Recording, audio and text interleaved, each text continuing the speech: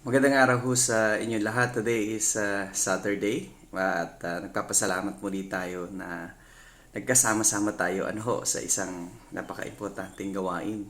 Tuwing umaga, yung pananalangin at pag-aaral ng salita ng Diyos. Ngayon ho ay dadako tayo sa pananalangin.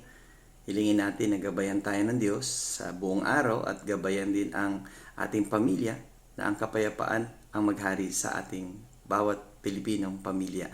Shall we pray?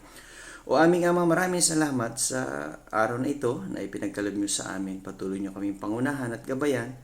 At ang patuloy namin din pinapanalangin ay ang pamilyang Pilipino ay makakilala sa Panginoong Kristo at tumalikod sa kasalanan at mamuhay na naayon sa inyong kalooban.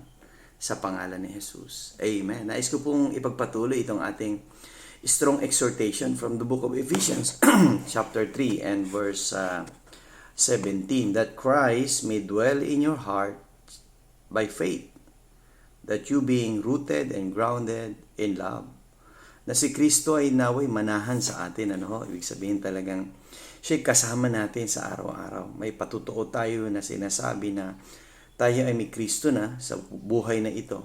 At ang Panginoong Kristo na yan, ang kanyang salita, ang ating isinasa buhay. Tayo ay naguugat, at nagiging matatag sa pag-ibig mula sa Kanya. Kaya nga, napaka-importante sa bawat pamilyang Pilipino na meron tayong relasyon sa ating Panginoong Kristo. Hindi lang sa isip, pagkos sa puso at sa buhay. Dahil marami rin tumatanggap sa Panginoong Kristo pero nasa isip lang, wala sa buhay.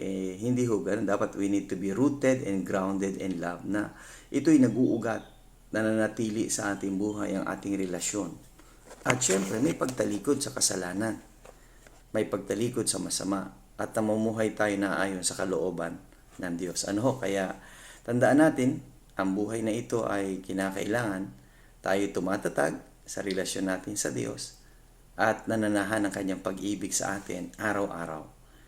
See you again tomorrow, that's Sunday, sa ating Strong Family Prayer and Exhortation.